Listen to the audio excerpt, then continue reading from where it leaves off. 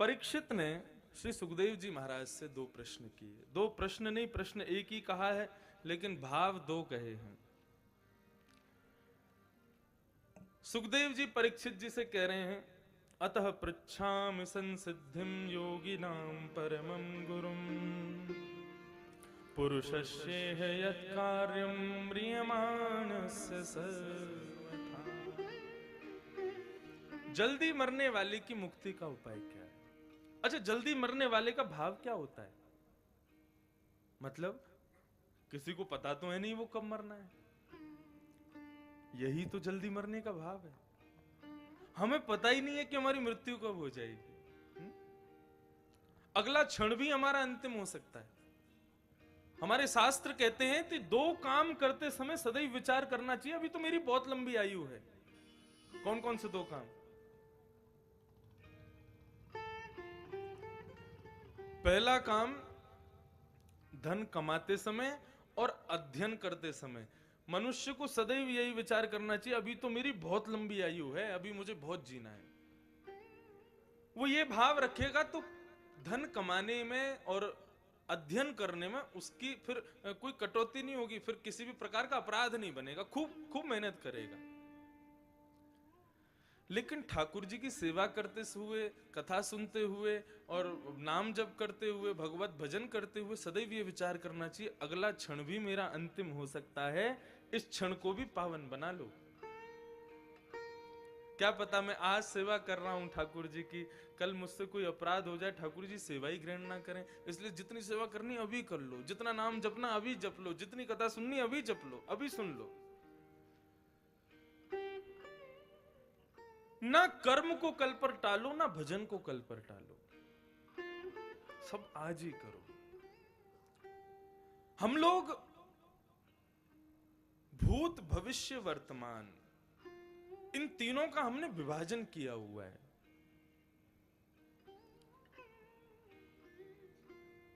भूत का हम लोगों ने किससे विभाजन किया है? भूत में हम लोग सदैव शोक रखते हैं, बीते हुए कल का हमको दुख होता है। कल मैंने ऐसा क्यों कर दिया, कल मुझसे ये क्यों हो गया, कल मेरे से ये भाव क्यों हो गया, या फिर कल मैंने ऐसा क्यों नहीं किया।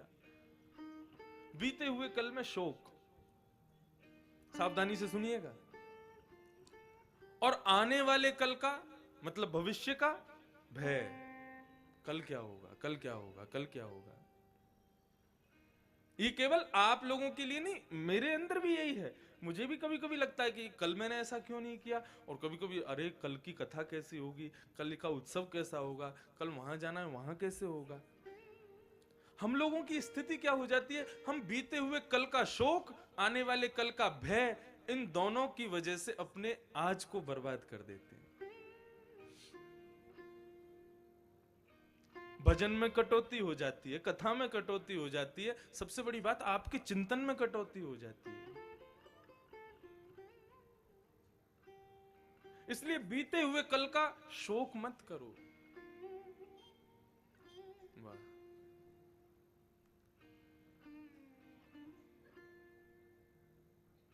क्या सोच करे पागल मनवा, जो बीत गया सो बीत गया, इस उजड़े जग का खेल ही क्या, कोई हार गया कोई जीत गया। ये कौन गाता है पता?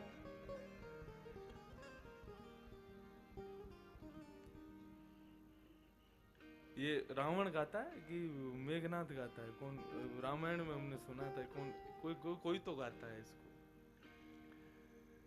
क्या सोच करे पागल मनवा, जो बीत गया सो बीत गया, जो हो गया सो हो गया ना, अब उस पर विचार क्यों करना, ठीक है आगे से नहीं करेंगे, ये भाव रखो।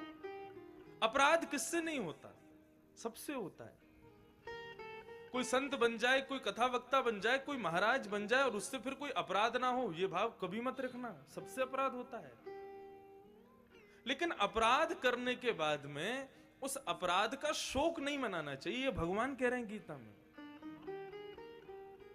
अपराध का शोक नहीं, अपराध का प्रायश्चित होना चाहिए कि अब नहीं करूंगा, ठीक है, अब हो गया ना, अब खाई सो खाई, आगे खाई सो राम दुहाई, अब नहीं करूंगा मैं, मुझसे अपराध हो गया।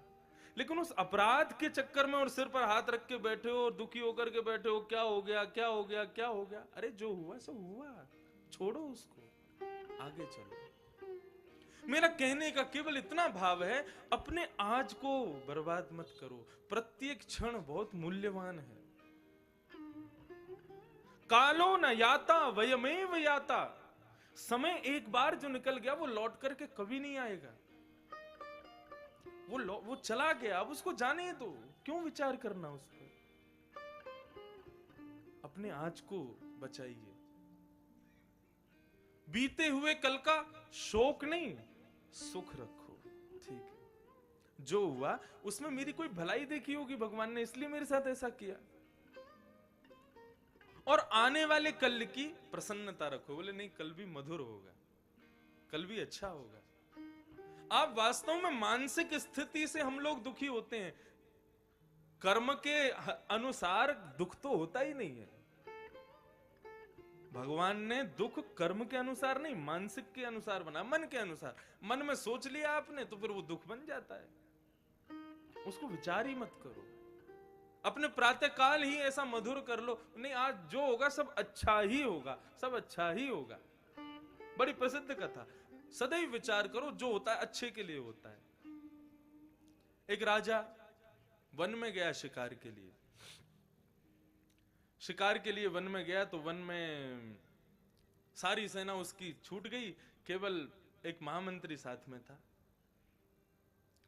अब राजा ने हिरण देखा होगा, हिरण देखते ही उसने अपने जैसे ही बाण निकाला है तसले से, तो बाण का नुकीला भाग उसकी उंगली पर लग गया और उसके कारण उसकी उंगली से रक्त आ गया।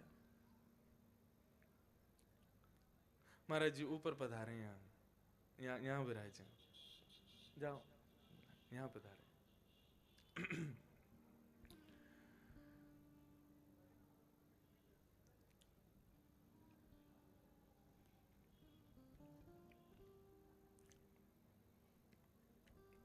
तो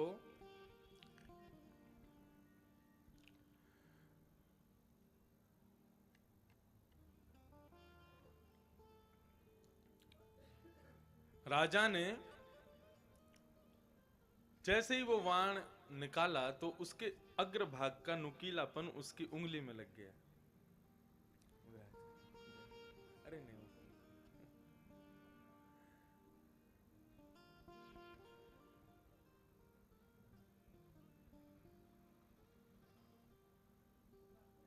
ऊपर ही विराज जाते प्रभु।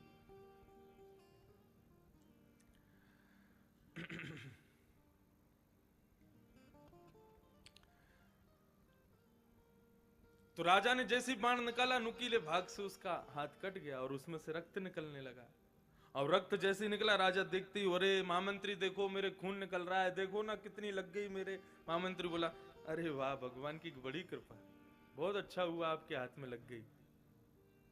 राजा बोला, दुष्ट, तू मेरा सेवक है, तू मेरा हितैषी है, और मेरे हाथ में चोट लगी, तू कह रहा जो हुआ अच्छा हुआ। बोले हाँ हाँ प्रभु, बड़ी अच्छा हुआ, ये लग गई आपको, इसमें भगवान ने कोई भलाई सोची होगी आपकी।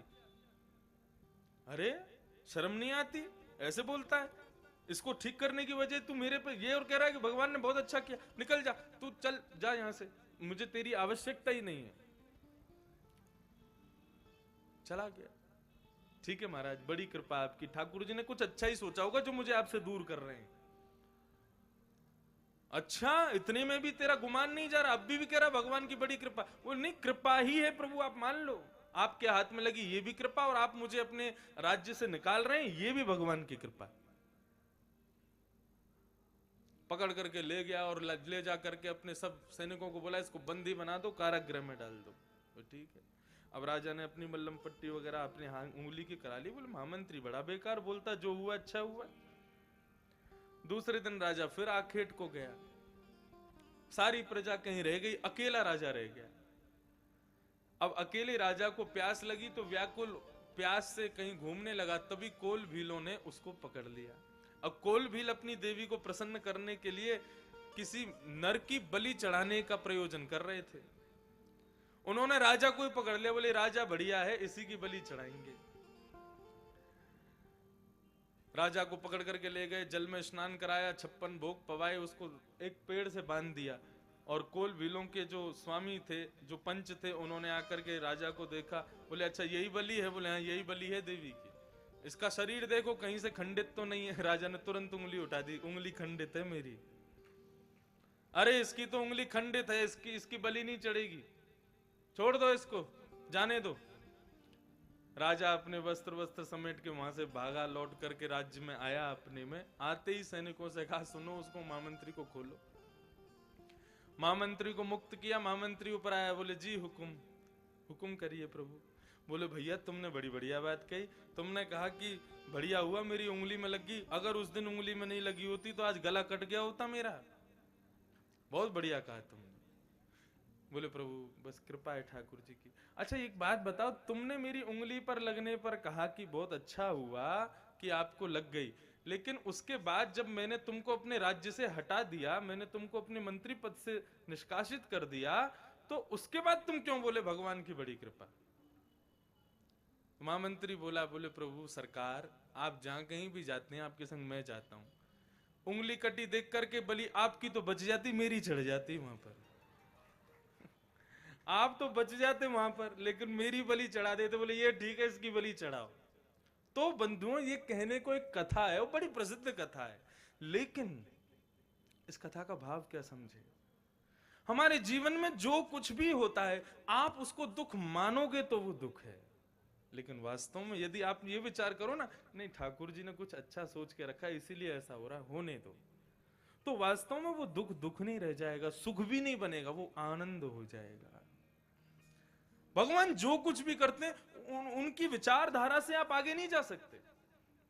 इसलिए मैं कहता हूं अपने प्रेजेंट में जियो, अपने प्रत्येक पल को जियो, उसको बीते हुए कल के शोक से, आने वाले कल के भय से उसको बर्बाद मत करो, उसको खत्म मत करो।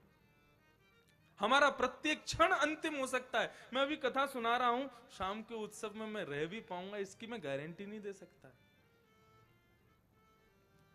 इसलिए अपने प्रत्येक क्षण को उत्सव बनाओ। वास्तव में श्री परीक्षित जी ये नहीं पूछ रहे कि मरने वाली व्यक्ति का मुक्ति का उपाय क्या है। परीक्षित जी यही पूछ रहे हैं कि प्रभु हर क्षण मनुष्य का अंतिम है, कैसे अपने हर क्षण में ठाकुर जी की प्राप्ति की जा सके, ये बताओ। ये प्रश्न किया। और ये बात कैसे सिद्ध होती है? जब यहां पर श्री द्वितीय स्कंद में श्री सुखदेव जी महाराज कहना प्रारंभ करते हैं। श्री सुखदेव जी महाराज क्या कह रहे हैं? सुखदेव जी कह रहे हैं कि वरीयानेशते प्रश्नः क्रतो लोकहितं नृप आत्मवेद सम्मतः पुंसाम् श्रोतव्यादिषु यत्परः वरीयानेशते प्रश्नः कृतो लोकहितं नृप। हे राजन, ते प्रश्न, तुम्हारा जो ये प्रश्न है ना, कृतो लोकहितं नृप, हे राजन तुम्हारा जो ये प्रश्न है ना, तुमने अपने लिए नहीं पूछा है। क्यों? क्योंकि तुम तो भाई भक्त हो भगवान के, और भक्त कभी मुक्ति की याचना तो कर ही नहीं सकता। मुक्ति की याचना कौन करता है? सीधे अक्षर में बता दूं, मुक्ति की याचना वो करता है जिसको ये बात का विश्वास है कि मुझे जीते जी भगवान तो मिलने वाले हैं नहीं, वो कहता है मुझे मुक्ति चाहिए। लेकिन भगवान के सदैव दर्शन करने वाला, उनकी सेवा में रत रहने वाला, उनकी कथा में रति रखने वाला, उसको मुक्ति की इच्छा नहीं। क्यों? क्योंकि वो दृढ़ संकल्प करके बैठा है कि मैं जीते जी ठाकुर जी को पाऊंगा। मरने के बाद किसने देखा ठाकुर जी मिलेंगे? हम जितने भी वैष्णवों की वार्ता सुनते हैं, अष्ट सखाओं की वार्ता सुनते हैं, मीराबाई के पद सुनते हैं, सब ने ठाकुर जी को जीते जी पाया। किसी ने वैकुंठ से पद गा करके नहीं भेजे कि हाँ वैकुंठ पहुंच गया, मुझे यहां भगवान मिल गए। वेद कहते हैं कि वैकुंठ में भगवत प्राप्ति है, लेकिन आप प्रामाण्यवाद पर यदि विश्वास करते हैं तो आज के कलयुग के जितने भी भक्त हैं सबने ठाकुर जी को जीते जी पाया है। हम क्यों पीछे हटे? तो सुखदेव जी ये बात जान गए, बोले परीक्षित तुम भक्त हो और तुम मुक्ति की इच्छा नहीं रख सकते, लेकिन तुम कृतो लोक हितम रप, तुम आने वाली जनरेशन के लिए ये प्रश्न कर रहे हो कि भैया उन लोगों को मुक्ति कैसे मिले, मुझे ये बता दो। तुम तो पहले से ही मुक्त हो चुके हो, इतने सारे संत बैठे हैं तुम्हारे सामने, 7 दिन इनका दर्शन करते करते भी चले जाओगे तो तुम मुक्त हो जाओगे। एक भाव कहूं, क्या पता अंतिम दिन कह पाऊं कि नहीं, अभी कह दूं। सुखदेव जी महाराज ने जैसे ही कथा पूरी की है भगवान, तो श्रीमद् भागवत आदि सब ग्रंथों में यह भाव वर्णित है कि ठाकुर जी ने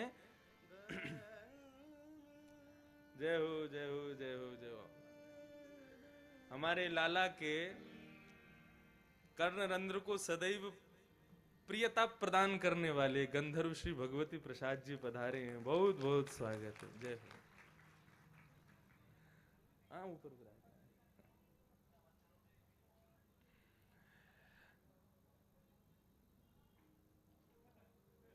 इनको देखते ही आपके स्वर गूंजने लग जाते हैं कानों में। काजर बिन कारी बिहाग में, एक बार लगेंगे थोड़ा सा।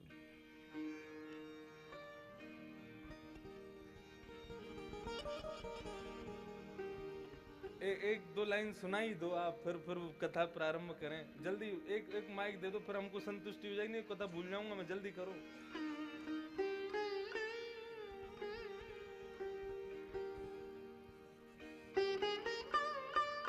अब आए हैं तो अब उत्सव चल रहा है महाराज, तो लालन जी हमारे अभी तो राजभोग लेके आराम ही कर रहे होंगे, तो थोड़ा सा सुन ही लें, फिर कथा में हम लोग आगे चलें। 2 लाइन ही आप श्रवण करा दें ठाकुर जी।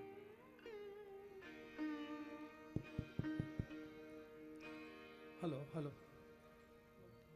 बढ़ाओ थोड़ा सा। Hello hello.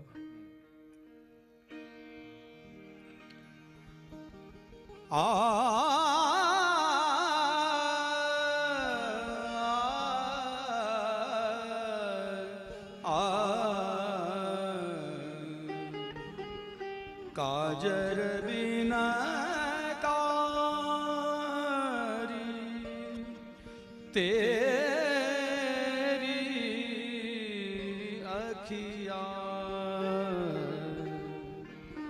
फूलल बिन चिकुर चिकाने,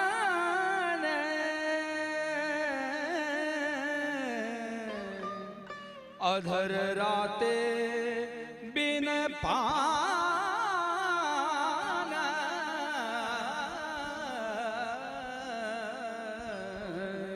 काजर बिना कारी तेरी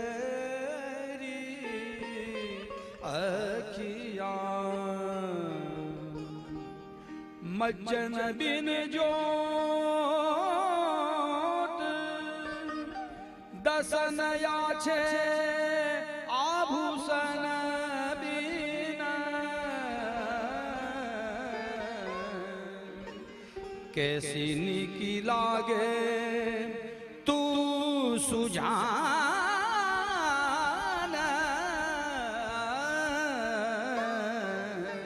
काजर बिना कारी तेरी अखिया, बिन सुगंध तो तन सुगंधमय, को कला पढ़े बिन रति की खान,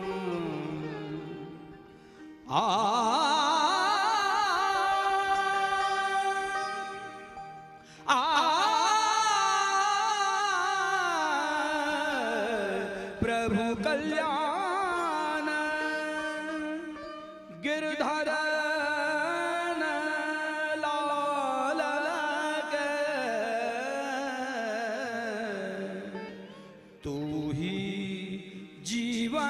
प्राण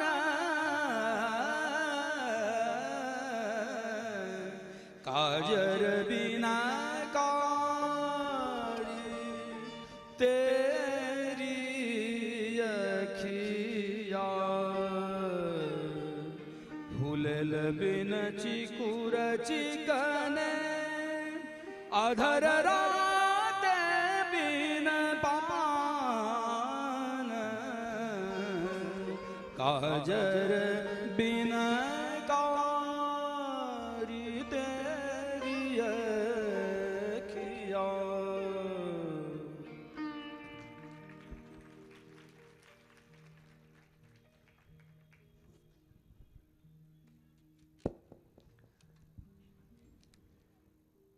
आज हमारे लाला के जन्मोत्सव के उपलक्ष्य में वो बेचारे जब एक दिन के थे तब से इनको सुन रहे हैं, इनको सुन के खावें, इनको सुन के सोवें, इनको सुन के उठें, सारे पद आपके सुने। तो आज हमने अपने लाला को जन्मदिन के उपहार के रूप में इनको बुलवाया है कि लो लाल जी, आप जिनको दिन रात सुनते हो आज वही आपके सामने गाएंगे। बड़ी कृपा अभी पधारे, अभी जन्मोत्सव में भी आपका एक पद जरूर श्रवण करेंगे। ऊपर विराजें प्रभु, ऊपर ऊपर ही विराजें। तो वरियाने शते प्रश्नः क्रतो लोकहितं नृप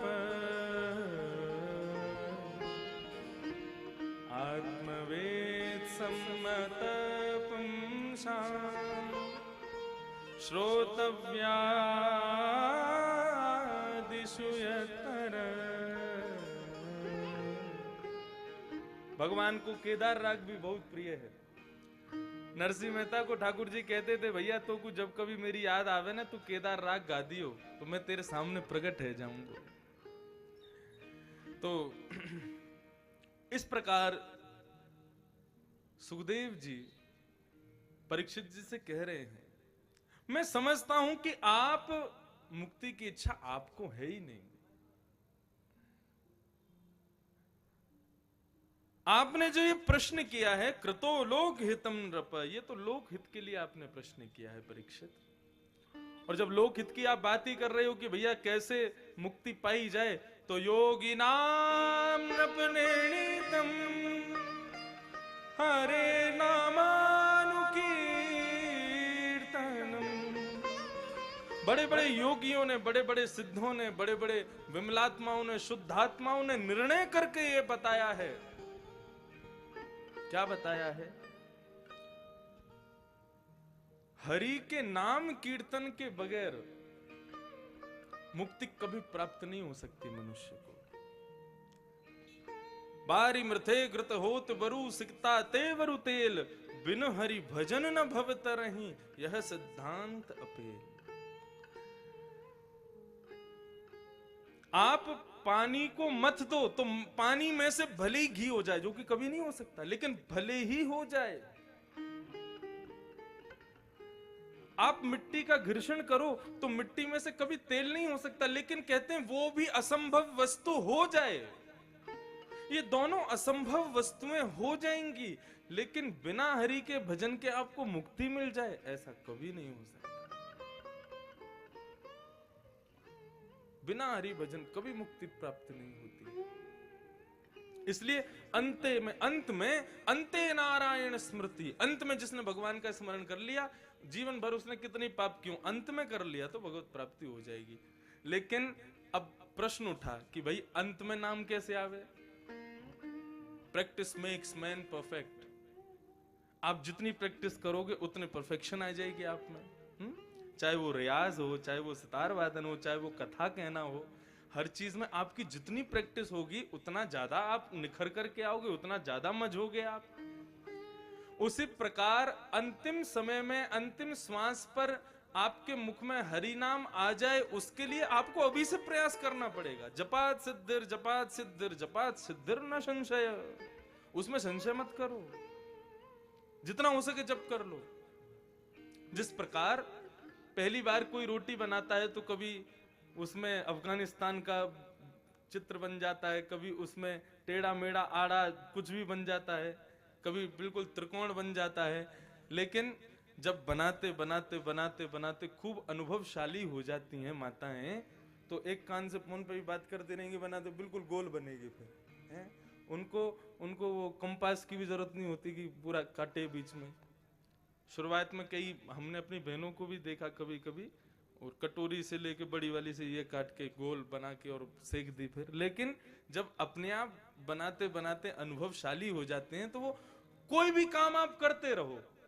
आप रोटी बनाते बनाते, कई माताएं हमारे घर में भी देखा सब्जी भी बना रही हैं, फिर कोई मेहमान आए उनके लिए चाय भी बना रही हैं, और अपने घर में छोटे छोटे बालक आए उसके लिए दूध भी गर्म कर रही हैं, और यहाँ रोटी भी बना रही। 4 काम एक संग, फिर भी रोटी गोल ही बनती है। क्यों? क्योंकि आपके इतने अभ्यास में आ चुकी है वो कि आप उसके संग 10 काम और कर सकते हो। ठीक उसी प्रकार आप 10 काम करो, उन 10 कामों में जिस प्रकार रोटी गोल बनती है ना, ऐसे ही भजन भी सिद्ध होना चाहिए। आप कोई भी कार्य करो, भजन स्वतः होने लग जाए। ऐसी स्वतः भजन की प्रणाली कब प्रकट होगी? जब आप खूब अभी से उसका अभ्यास कर लोगे।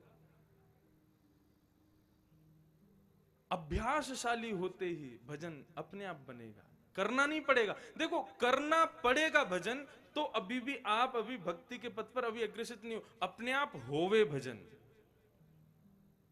तो समझिए कि आप अभी भक्ति के पथ पर चलने पड़े हैं, चलने लगे हैं।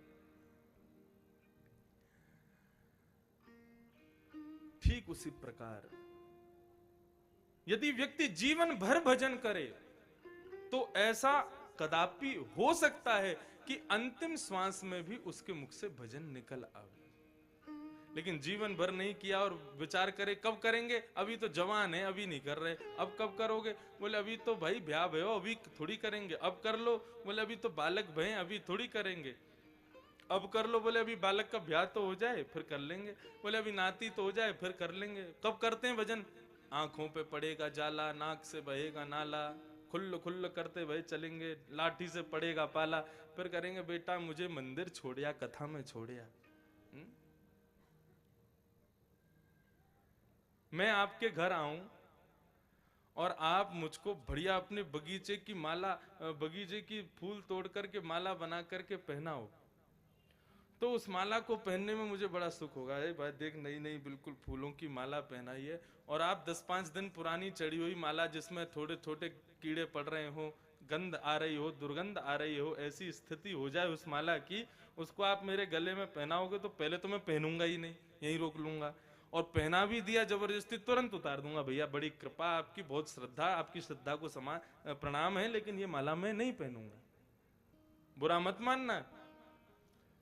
लेकिन श्री जी बाबा के सामने जब कोई युवा जाता है और युवा जाकर के भुजा उठा करके कहता है श्रीनाथ जी मेरो मन तो आप में ही अटको है, तो श्रीनाथ जी बड़े प्रसन्न होते हुए, देख नई नई बगिया को फूल आया हो मेरे सामने,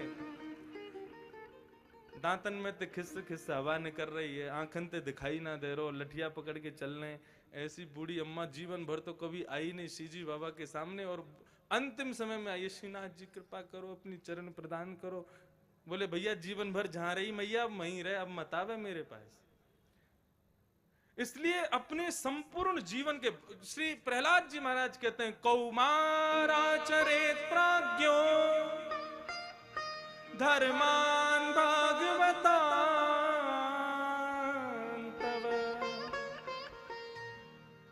प्रहलाद जी कहते हैं कुमार अवस्था में जब कोई भजन करता है ना, भगवान को बड़ी प्रसन्नता होती है उसको देख करके। भगवान कहते हैं देख नई नई बगिया को फूल है, मेरे कैसे भजन कर रहे हो। उसको देख के भगवान को प्रसन्नता नहीं, लाड़ आता है उसके ऊपर।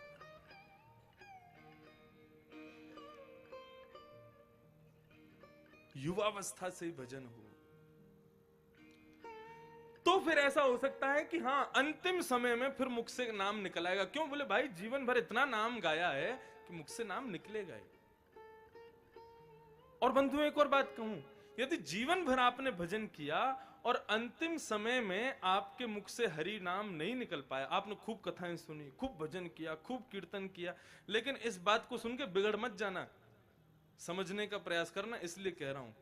आपने खूब भजन किया, लेकिन अंतिम समय में किसी कारणवश मुख से भगवत नाम नहीं निकल पाया, तो भगवान कहते हैं ऐसे वैष्णव जिसने जीवन भर मेरा नाम गाया और अंतिम समय में मेरा स्मरण उसको नहीं हो पाया, तो ऐसे वैष्णव के अंतिम समय में वो मेरा स्मरण ना करे, मैं उसका स्मरण कर लेता हूं। अब कोई मुझे बार बार पत्र भेजे, दे पत्र और ले पत्र। अब जीवन भर मैंने उसको कभी देखा नहीं, लेकिन पत्र में बड़ी अच्छी अच्छी बातें लिखी हैं। लेकिन जब पत्रों के इतने ढेर लग जाएंगे मेरे पास में, तो कभी सफाई करते हुए, कभी कुछ करते हुए, कभी ना कभी तो पत्र हाथ पड़ेगा, कभी तो अरे यार ये कौन है, और उसका नाम मेरी जिह्वा पे स्वतः आ जाएगा। ठीक उसी प्रकार हम भगवत नाम गाते रहें, पत्र भेजते रहें ठाकुर जी को, लो लो लो, तो कभी ठाकुर जी अपने अंदर गर्भगृह की सफाई करें और उस सफाई में कहीं हमारा नाम रूपी पत्र पर उनका हाथ पड़ जाओ, देख लें किसका पत्र, इंद्रेश का पत्र है। ओह, उनके स्मरण में हम आ जाएं, उसी से जीवन उद्धार है हमारा, उसी से कल्याण है।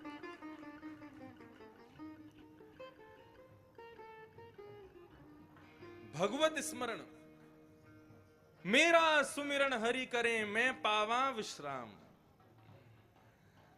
अपना भजन इतना कर लो, ठाकुर जी आपका स्मरण करने लगे, ये भाव रखो। श्री परीक्षित जी महाराज कक्ष विराजमान हैं। श्री सुखदेव जी महाराज ने उनके इस भाव को पुष्ट किया कि भैया तुम जो भाव रखे हो कि अंत में नारायण स्मृति हो, तुमको उसकी आवश्यकता नहीं है। तुमको भगवान तो पहले ही मिल चुके हैं। तुम जब गर्भ में थे तभी भगवान ने प्रकट होकर के तुमको दर्शन दे दिया। अब तुमको आवश्यकता नहीं है, अब आवश्यकता है तुमको भक्ति की। तुम भक्ति मांगो। तब राजा परीक्षित के हृदय में आया, बोले मुझे मुक्ति नहीं चाहिए प्रभु, मुझे तो भक्ति चाहिए। और तब वो निवेदन करते हैं, समीचीनम वचो ब्रह्मन् सर्वज्ञ त्वमानघ तमो विशीर्यते मह्यं हरे कथयत कथा। प्रभु आपने बहुत अच्छी बात बताई। अब मुझे मुक्ति नहीं चाहिए, मुझे भक्ति चाहिए। मुझे आप भक्त बना दीजिए प्रभु। और जब ऐसी भक्ति की आकांक्षा की है श्री परीक्षित जी महाराज ने, तब सुखदेव जी ने अपना मंगलाचरण किया और यहां से श्री सुखदेव जी महाराज भागवत कहना प्रारंभ कर रहे हैं।